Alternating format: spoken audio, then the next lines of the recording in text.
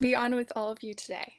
So, today we're going to be talking about our values, and this is going to be a pretty fun program. So if you want, you can go along with us in the sidebar. You'll see in the description there's a little link, and you can find our value sheet there. So, in terms of stay busy, you might be wondering, okay, what is this? Why am I here? So, part of what we're trying to do is this is one of our 3 virtual programs currently launching at Youth Move. Youth Move is a part of NAMI, National Alliance on Mental Illness, and so it's very inclusive of everyone who's had a lived experience of some kind, of any kind, involving mental health or mental health obstacles, because we all have those. And so, um, sorry, what I was gonna say was on Wednesdays, it's gonna be this time. And we are going to go into different things, right? That are important to us during this time and how we're keeping busy.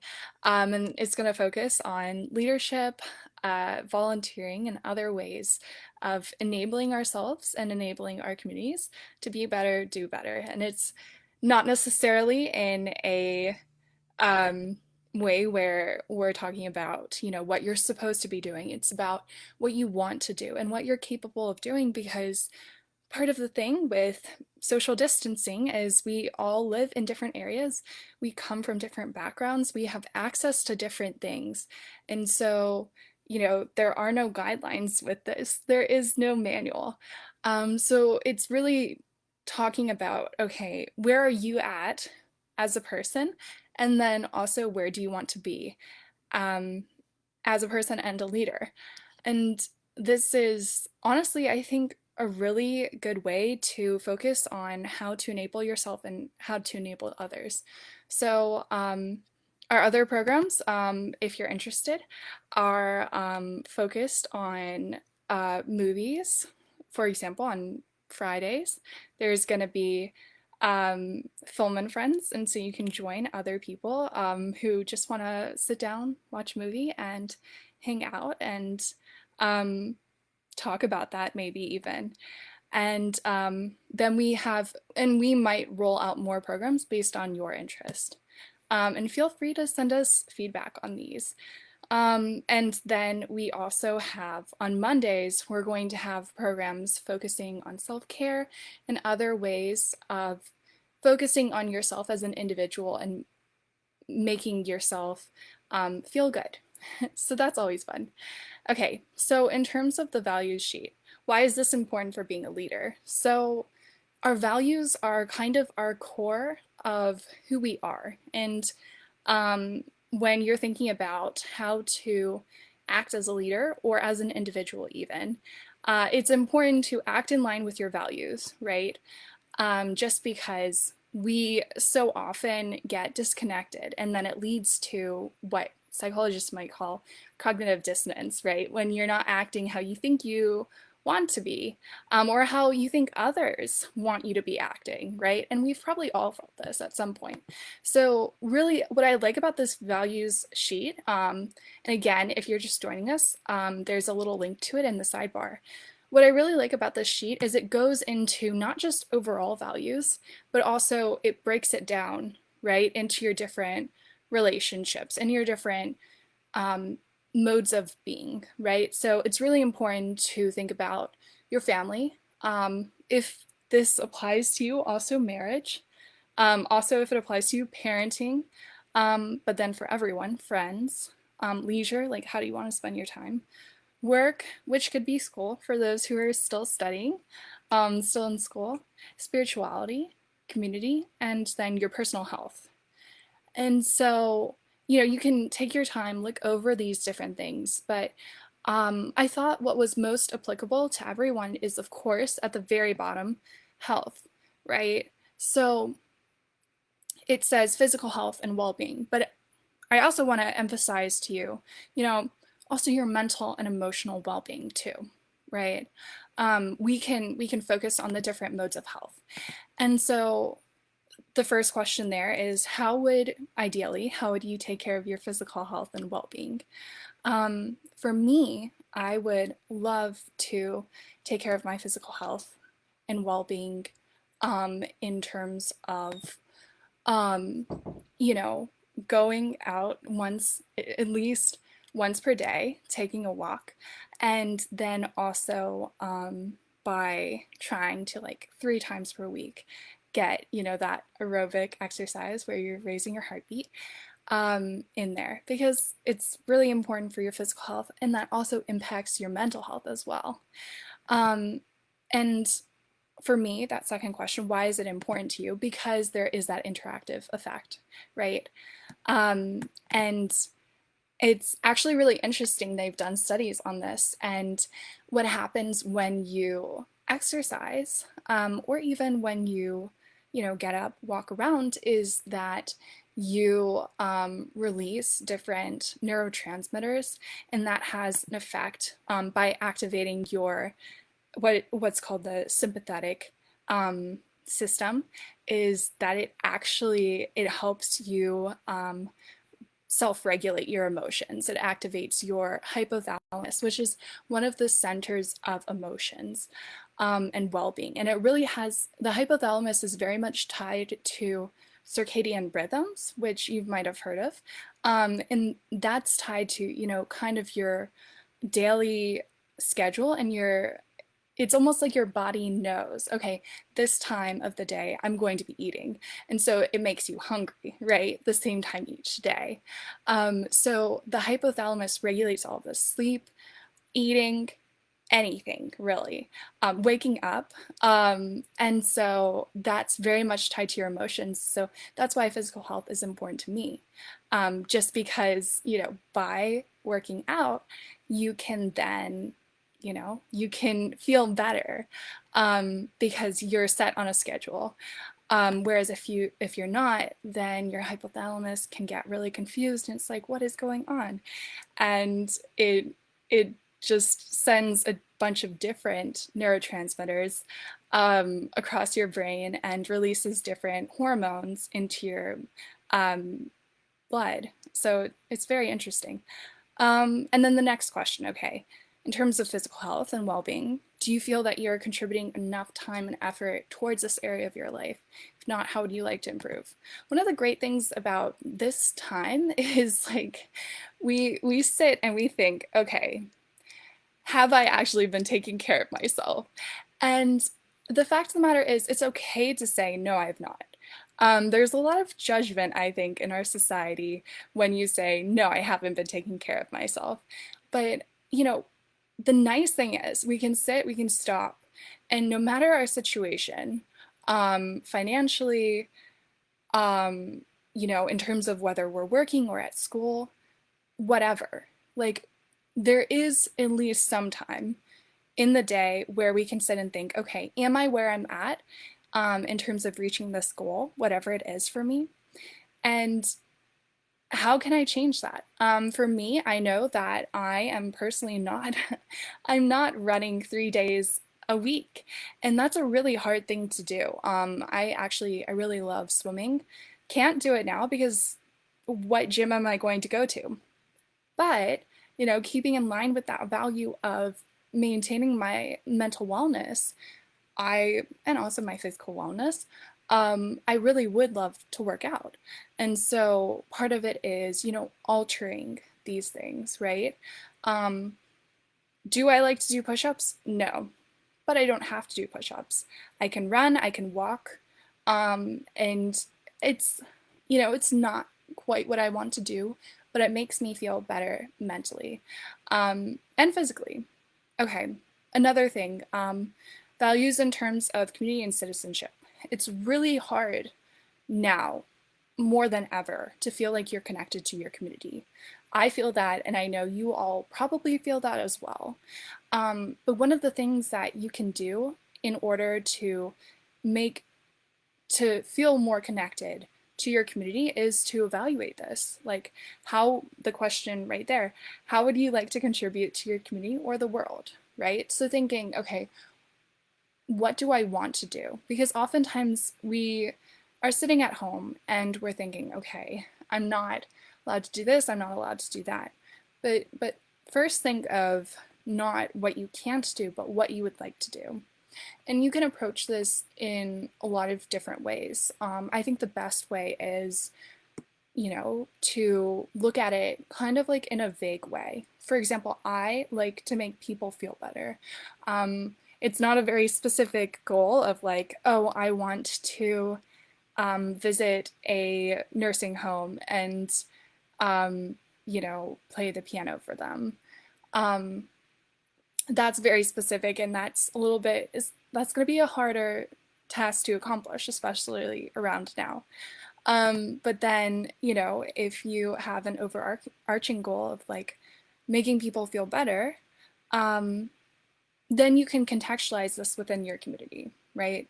The next question is, what does it mean to you to be a good member of your community or a good citizen? And that's not just delving into your personal goals or values, but also your community, right?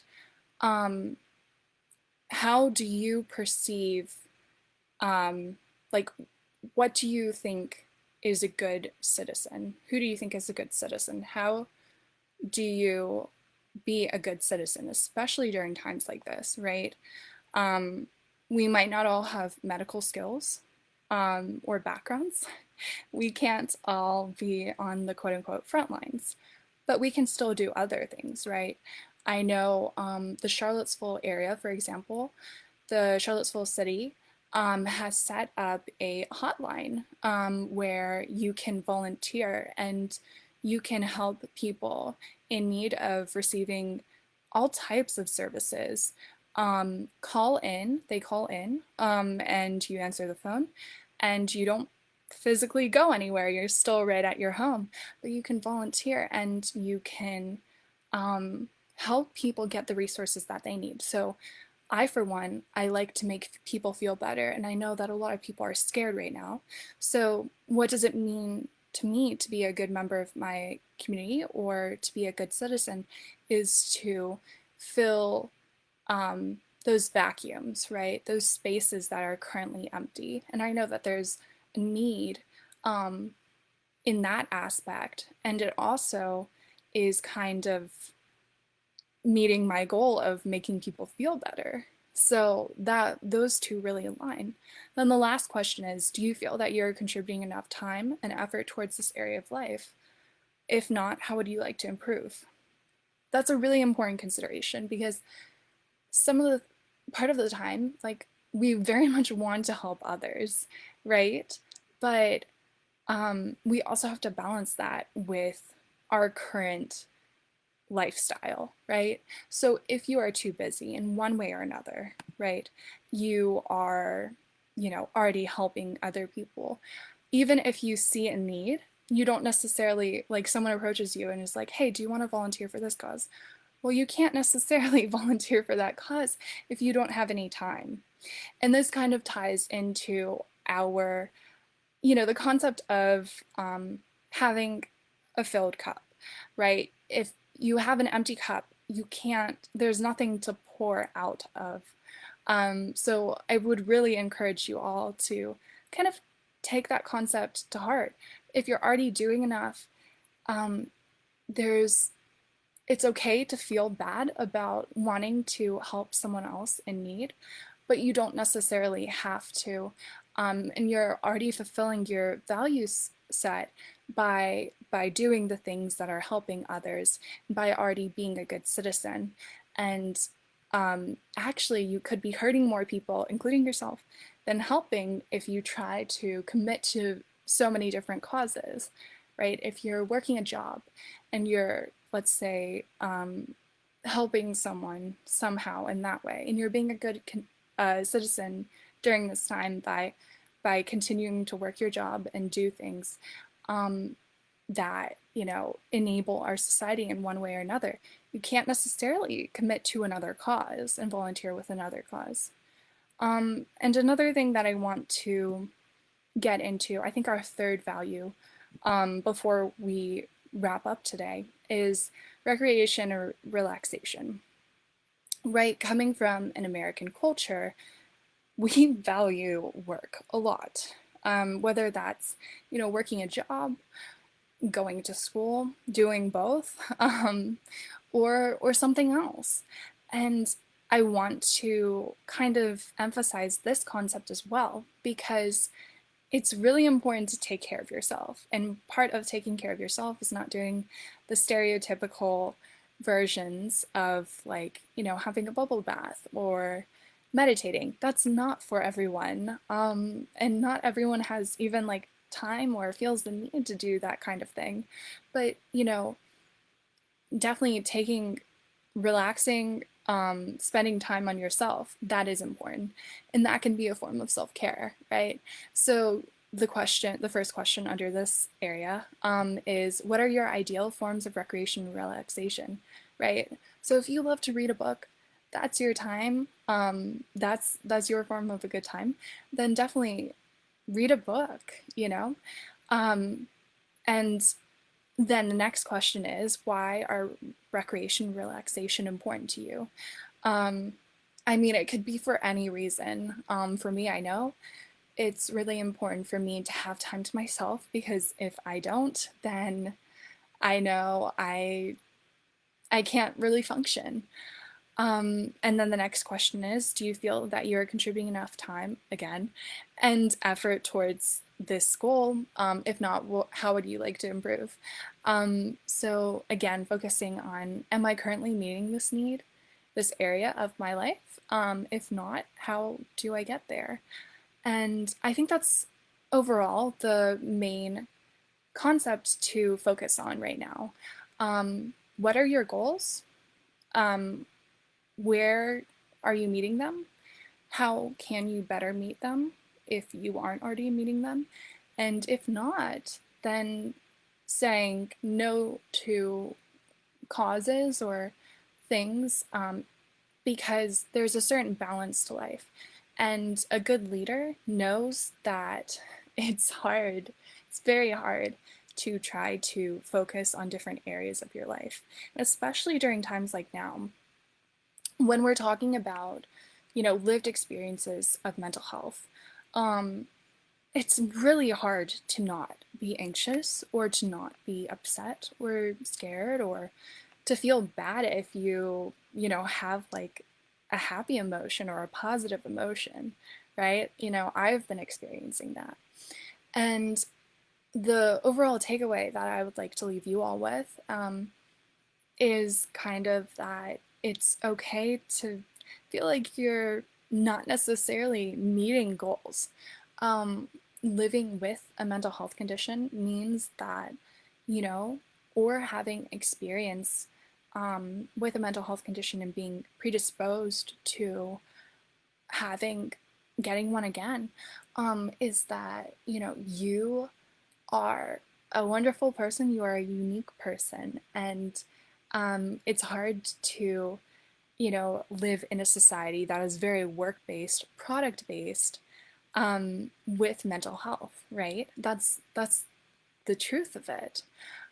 So focusing on yourself as an individual and trying to focus on your value sets rather than productivity or other standardized forms of leadership and being a good citizen, that's probably going to make you feel better and make you feel like you're succeeding more than by measuring your leadership or citizenship qualities based on things that truly aren't a good indicator. So if you have any thoughts, feel free to reach out to us, leave us with any thing. And we're going to be back. We are going to do this, on Wednesdays again at 7.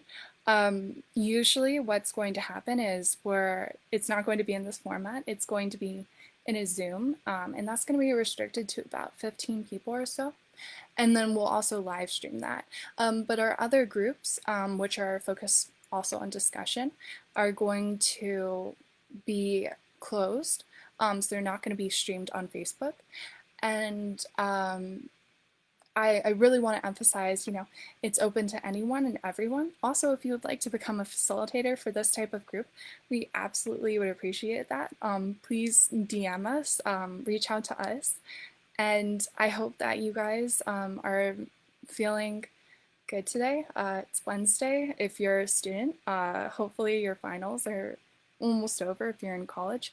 If you're in high school or middle school, then you still have some time to go. But I know we can all get through it. So have a great rest of your day, and I'll see you later.